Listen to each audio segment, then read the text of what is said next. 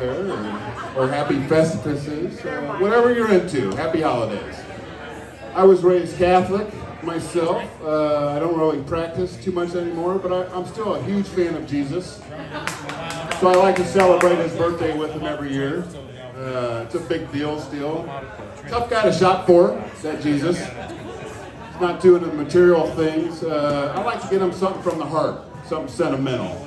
You know, a couple years there, I wrote him a song for his birthday. I think he liked that. One was called Jesus Christ, Don't Ever Fucking Let Me Drink That Much Again.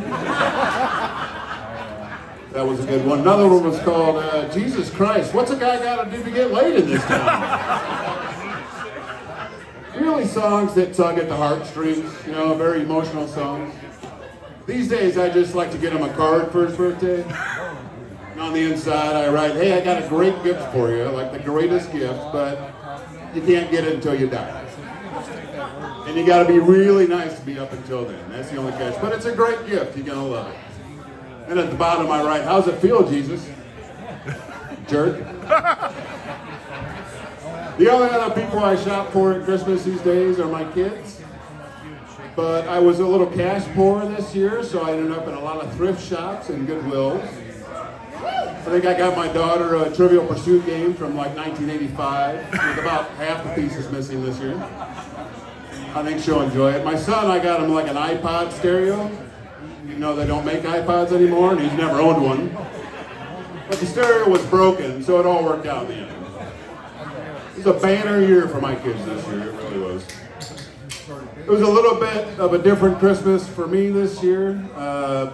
Due to the fact that I made the very bold decision this year to move into my parents' basement.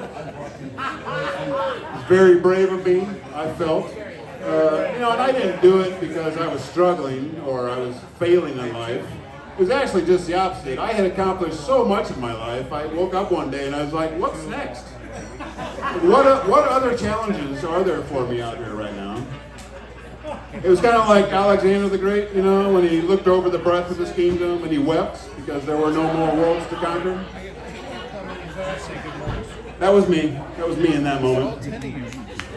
So I moved in the basement. I've actually been weeping ever since, so I'm right on pace with Alexander the Great. We're pretty much the same person right now. I actually like to tell people that I moved in because my parents are getting older these days and someone had to step up, you know, and take care of them. Makes me sound kind of heroic. But that only works if you've actually never met my parents before. If you have, you immediately know I'm full of shit on that one. My dad doesn't need me around, and my mom really doesn't need me around. My mom has the energy of like a 25-year-old woman with a serious cocaine habit. And that's her energy. It's insane. And she doesn't actually do cocaine. I don't want to give anyone the wrong impression out there. There's no cocaine in the house. I've searched everywhere for it. There's nothing fucking there, trust me. So it's not that.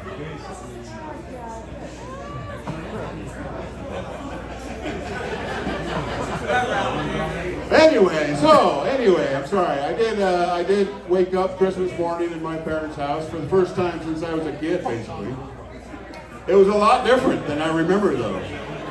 It was a lot different. Like I remember my mom used to come in and burst through my door and say, "It's Christmas morning! It's Christmas morning!" We'd get all excited and we'd run out to the other room together. That didn't happen this year. She very quietly, very sadly walked into my bedroom and solemnly informed me that it was indeed Christmas morning. There was no excitement, there was no joy.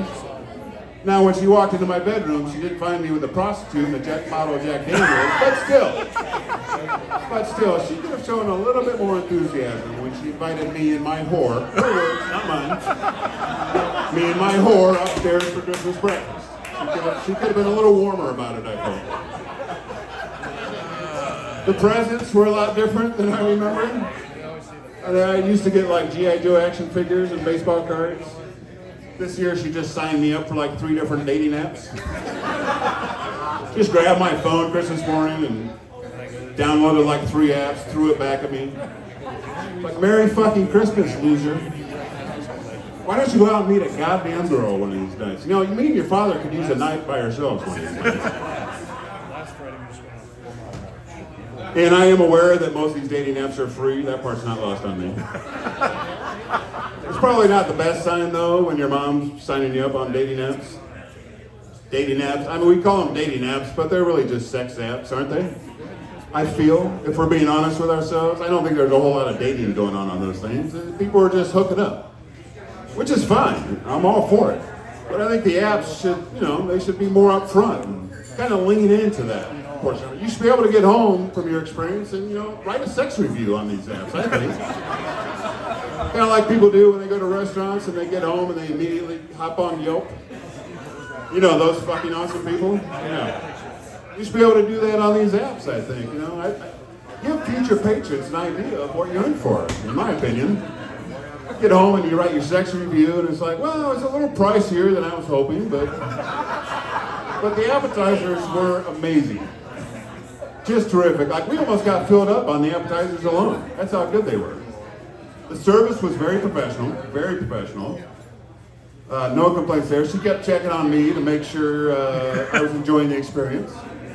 I appreciated that. The entree was okay. I've had better meals, but it was okay. Not the worst meal. She did invite the couple next to us over to the table for dessert. I was not expecting that to happen.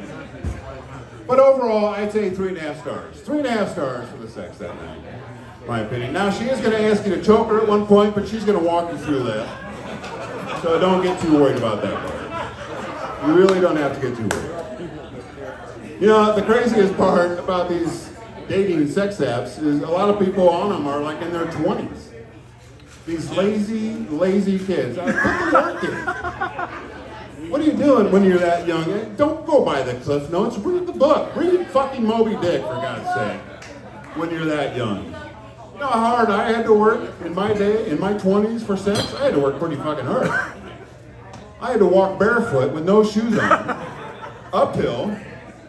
I had to work really hard. These kids now, they're pushing 2 buttons on their phone. A little while later, a lonely, horny woman shows up on their doorstep like it's Amazon fucking Prime. It's bullshit, what it is. And yeah, I might be a little bitter these days, or a little jealous even. There's not a whole lot of sex coming into my life these days. That may surprise a lot of you out there, considering my living conditions. But it's actually true. I think the most consistent sex I have these days is when a woman I know breaks up with her boyfriend, and then she gets a hold of me. That's what we call in my basement the busy season. I'm like an accountant in early April. It's crazy how busy it gets all of a sudden. But these women I know, they don't even dance around it anymore, really. They don't tiptoe. There's no romance involved, obviously. Last message I got from a gal, it just said, hey, I just broke up with some dude and I'm out of condoms. So if you want to swing by the gas station, be here by 9:30. And, like I'm not a person with feelings, really, And I thought about it, after I stopped at the gas station, I thought about it, and I was like, I probably have more self-respect than I do right now. I should stand up for myself. And I actually did that night. When I got there, I demanded to be reimbursed half the price for the condoms that night. Demanded $5 in cash before I performed sexually that night. Which in hindsight, probably doesn't look very good on me. First of all, I think it might still be illegal. It's at least frowned upon. And secondly, $5? Really? I'm a $10 guy at least, I think. If I'm not drinking, I may go as high as $20. $20 That might sound high, but that's like $5 an orgasm. So I think it's a pretty good fucking deal still. Well, one time it was $5 an orgasm. A couple other women are still looking for refunds, probably. But that's neither here nor there right now. It's really not.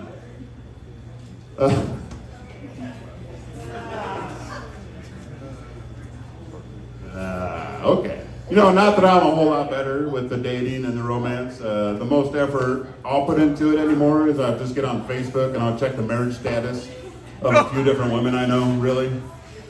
That's the most I'll do. I'll just be like, still married, ooh, what's going on here? Man, it says still married, but she hasn't posted a picture of her dumb husband in like 3 months, so I think we'll definitely keep an eye on that one for sure. I'm gonna like one of her pictures real quick, just so she knows I'm out there, just so she's aware of me. And it might be a little sad, I know, that we'll just be waiting out marriages, but kind of where I'm at in my life right now. Just waiting for two people's lives to completely fall apart so I can text a woman and be like, hey, what's up? How you doing? Huh?